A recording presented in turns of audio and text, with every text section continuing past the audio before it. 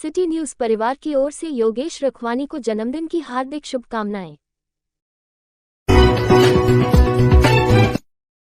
News के प्रायोजक है सिंधी सेंटर पंचायत, स्थापित 1956, बाबा गारमेंट्स, राजकुमार गुरनानी प्रसादम, समाजसेवी मोना भाई, भाजपा नेता प्रमोद गिरी, हिंदूवादी नेता Manoj Agrawal, DR food plaza, Bhajanlal Makhija, Giriraj Agrawal, जिलाध्यक्ष व्यापार मंडल, Lalchand jewellers, Sadguru handloom Shahganj, Kajal opticals. आयोग की अध्यक्ष बबीता चौहान पहुंची आगरा के सर्किट हाउस में आयोग की अध्यक्षता बबीता चौहान ने अधिकारियों के साथ की बैठक करने के बाद सर्किट हाउस में महिला जन सुनवाई हुई। मीडिया से मुखातिब होते हुए राज्य महिला आयोग की अध्यक्ष बबीता चौहान ने कहा, महिलाओं को लेकर अधिकारियों को दिए हैं दिशा निर्देश। महिलाओं से संबंधित समस्याओं का तत्काल करें निस्तारण। जन सुनवाई में मौके पर भी मामलों का कराया जा रहा है निस्तारण। घरेलू हिंसा के मामले पहुंचते हैं महिला जन सुनवाई में। कुंभ को लेकर कहा, विपक्ष का काम है कमी निकालना। कुंभ में सरकार की तरफ से की गई है बहुत अच्छी व्यवस्था।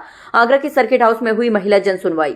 रिपोर्ट। देखिए, ये जो सुनवाई मेरी चलती है ये तो हर महीने हर जिले में हमारे यहाँ हो रही है, जिसमें पूरा उत्तर प्रदेश में हमारे हर जिले की सुनवाई होती है।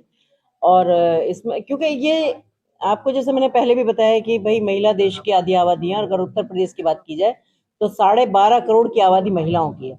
और जिस भी आप किसी भी क्षेत्र में जाकर देखेंगे वहाँ महिलाएं जरूर कनेक्ट हैं।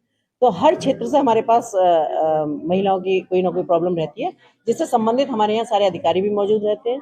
जब उनकी एप्लीकेशंस होती हैं वो फिजिकल मौजूद होकर भी अगर हमें बताती है सारी चीज़ों को, तो हम उनका संबंधित अधिकारी से बात करा के उनका निस्तारण करा। किस प्रकार केसेस आ रहे हैं इस समय आप देख रहे होंगे लगातार उत्तर प्रदेश में जो महिलाओं के केसेस आते हैं, तो विशेष तौर पर किस टाइप के केस रहते हैं? ज्यादा तो मैं कहूँगी कि घरेलू हिंसा वाले बहुत केसेस हैं कि जिसमें होता है। तो उसमें कई बार क्या होता है कि घरेलू हिंसा गए तो कई बार हम म्यूचुअल अंडरस्टैंडिंग से भी कोशिश करते हैं कि उनकी चीजें संभल जाएं, और या काउंसलिंग के माध्यम से हम दोनों पक्षों को बुला के बिठाने की कोशिश करते हैं। पर अगर तादाद की बात की जाए तो मुझे लगता है कि घरेलू हिंसा के केसेस सबसे ज्यादा रहते हैं। आपने कई सारी योजनाओं को लेकर बात की थी, कहने के जिस प्रकार से चाहे जिम की बात हो या और भी जो जगह है टेलर की बात हो तो महिला वहाँ रहेंगी, उसको लेकर प्लान कहाँ तक आगे बढ़ा? जी बिल्कुल बढ़ रहा है उसके लिए प्लान, और हम बहुत उसके लिए सीरियस भी हैं। ऐसा नहीं है कि नहीं है, पर यह है कि जहाँ अगर कुछ थोड़ा और टाइम हम मांग रहे हैं तो उसके लिए हम टाइम दे रहे हैं उनको। क्यों दे रहे हैं? क्योंकि अगर उनको लगता है कि भाई मुझे ट्रेंड महिला नहीं मिल रही, तो हमने उनसे कहा है कि आपको ट्रेंड नहीं मिल रही तो हम दे देंगे अगर आपको नहीं मिल रही है। पर चल रहा है काम और लोगों ने उसको फॉलो करना भी शुरू कर दिया।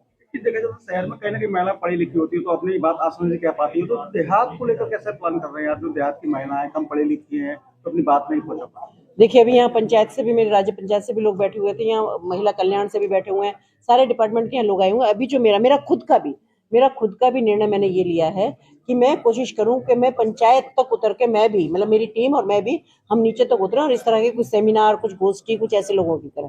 अभी यहाँ सारे संबंधित विभागों से अधिकारी यहाँ बैठे हुए थे, तो मैं उनसे सिर्फ यही बता रही थी कि जितने भी हमारे, क्योंकि जो अप्रोच जिनकी है उन्हें तुम्हारी जरूरत नहीं है, और जिनके अप्रोच नहीं है उनके तक आप लोग पहुंच नहीं पा रहे। तो मेरा मानना ये है कि जिनके पास अप्रोच नहीं है हम उन तक कैसे पहुंचे, इसकी प्लानिंग आप हमें करके बताइएगा।